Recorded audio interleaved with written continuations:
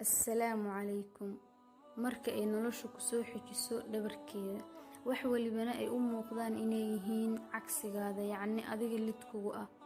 Marka ay duruufahaada iyo danahaadu isdiidaan, ay duruufuhu fahmi waayaan danahaaduna fahmi waayaan duruufaha ku haysta.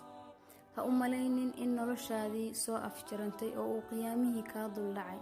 Waa inaad lahaataa adkaysi iyo sabir aad kaga gaashaamato waayaha qaraar ee noloshaada soo mara. Ma ahan inaad isdhiibto marka ay wax yari kaa qaldamaan oo aad quus iyo rajabeel istaagto. Yacni maalmahaas qaraari waa macallimiinta soo saaraan arday nolosha u diyaarsan oo khubro ku ah waayaha kala duwan ee nolosha. Markii uu dhibi ku soo wajaho ama sidii aad wax u rabtay ay noqon weyso, taas macnaheedu ma ahan inaad tahay qof nasiib xun ama waayuhu uu ka heeliyey. Waxaad ogaataa wax waliba oo kugu dhacay, shar iyo khayrba, inay ahaayeen wax uu Allah subxaanahu wa tacaala adiga kuu dooray.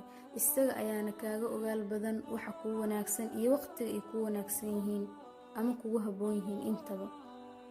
Mar walba oo ay noloshu kugu adkaato ee aad dareento ciriiri iyo diiqad nafsi ah, waxaad xasuusataa in Allah subxaanahu wa tacaala uu qur'aankiisa ku leeyahay wastaciinuu bis-sabri was-salaa, oo macnaheedu tahay waxaad kaalmaysataan sabirka iyo salaada. Waxaa laga yaabaa waxa aad dartood u dareemaysid walwalka iyo murugada farabadanina ay kuu hayaan inaysanba khayr kuu ahayn. waxaadna taas daliil u ah yacni inuu Ilaahay qur'aankiisa ku leeyahay facasaa an tuxibbuu shay-an wa huwa sharrun lakum, oo macnaheedu tahay waxaa laga yaabaa inaad wax jeclaataan waxaasina aysan khayr idiin ahayn ama shar iyo dhib idiin tahay. Marka arrin kugu cuslaato, waxaad u tala dhiibataa Allah, waayo isagu waa mid markasta ku filan ciddii u tala dhiibata ee isaga tala saarata. Hana dhihin Rabbiyow waxaa i gaaray dhib weyn, laakiin kalsooni aad Rabbigaada ku qabto awgeed waxaad dhahdaa dhibihow waxaan leeyahay Alla weyn.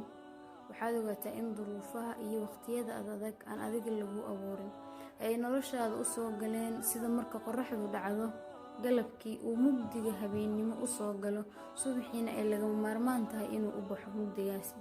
Waxaad ku dadaashaa sabirka, waa Ilaahay wuxuu la jiraa markasta kuwa sabra. Inna Allaha maca saabiriin. Sidoo kale waxaad ku dadaashaa samaynta camallada wanaagsan ee Ilaahay raaligelinaya. wuxuuna Ilaahay qur'aankiisa ku leeyahay man camila saalixan min dakarin aw unthaa wahuwa mu'minun falanuxyiyannahu xayaatan dayiba. waxay aayadaas oo micnaheedu yahay qofka sameeya camal wanaagsan lab ama dhadig isagoo mu'min ah waxaynu ku nooleyn doonaa nolol wanaagsan. waxay aayadaas kuu soo koobaysaa in mar walba oo aad camalkaada wanaajisid ee aad wax wanaagsan qabatid aad heli doonto nolol degan oo wanaagsan. hadduu Ilaahay nolol dayib ah ku magacaabay, dabcan waa nolol adduunkana ku raali gelin doonta, aakhirana aad ku liibaani doonto. Assalaamu calaykum.